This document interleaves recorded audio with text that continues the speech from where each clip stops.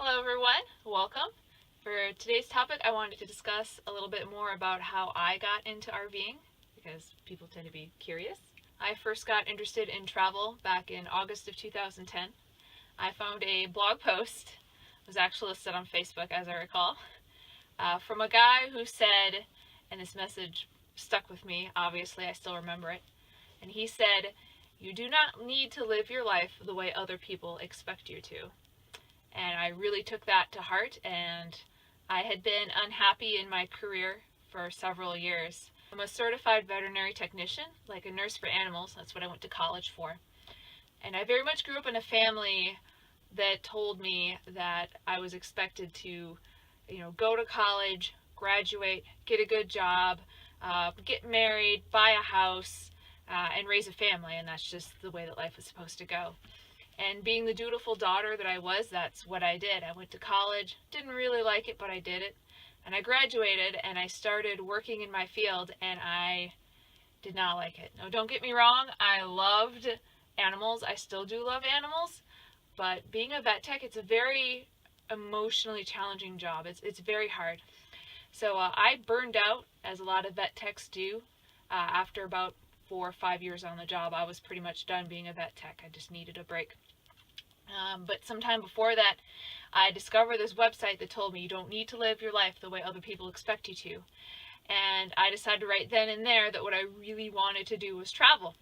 So I started looking up, first I was more interested in international travel. And there's certainly ways that you can travel internationally too.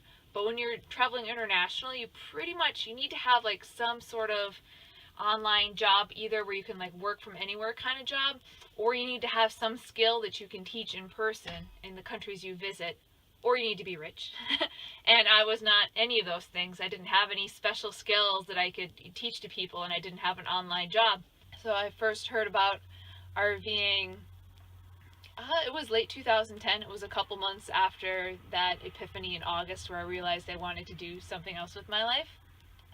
And I researched it pretty intensely. I went online and I looked up blogs, and I got on forums, and I got on Facebook, and I talked to people in person who were doing it, and I learned a lot.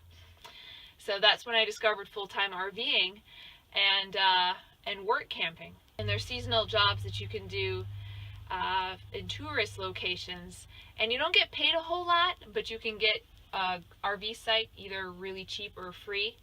And because the cost of living isn't very high because you're not paying your rent, you can actually, make enough money to live on doing work camping jobs. So that was my plan, and at 28 years old, I bought a used truck and my used travel trailer, and didn't go into debt because I'd saved up the money from working my vet tech job, and I hit the road, and that's what I've been doing ever since.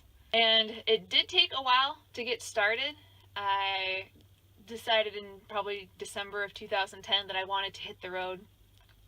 It was in October of the next year that I bought my truck, and I decided what I wanted, and I bought the truck first. Of course, you gotta buy the truck first so you can tow the trailer, right? And I also started my website, Interstellar Orchard, in 2011. And then in February of 2012, I bought the casita. I was living in South Carolina at the time, and I went down to Tampa to get it from a guy who I'd seen the ad on Craigslist and had a big long list of things like to look for in a used RV, and I took that down there. And it was like the perfect price range, just what I was looking for. And I bought the casita a couple weeks later.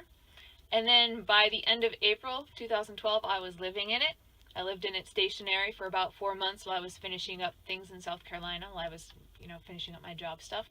And I hit the road on September 14th, 2012, and I haven't looked back, and here I am. So I hope you enjoyed today's story. I hope it teaches you that you don't need to be like an incredibly smart or a rich or a driven person in order to make this lifestyle work. I consider myself a pretty normal person. Like, I made $30,000 a year max before I hit the road. I didn't have a whole lot of money. I was a B student in school. It wasn't like I was a really driven child. I was just an average person who said, no, I want to live life on my own terms.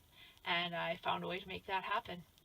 One last thing before I go. I plan on shooting a lot of my videos from this kind of corner location. This is my side dinette in the casita, which if you've seen the casita tour, you know pretty much where this is in the RV. And I plan on shooting a lot of my videos from here, and I want to show you where I'm currently camping right now because this framing is great. You can actually see out my window where I'm camping.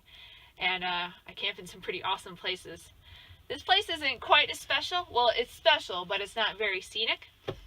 This is Tuesday after Labor Day weekend, and I'm visiting my parents right now in Wisconsin. So I'm parked in their driveway, so I'm mooch docking. So I'm just in their driveway. Let me open up the window here. Hopefully you can see. So there you go, central Wisconsin. And it's been raining today too, so it's quite a bit of rain. So there you have it.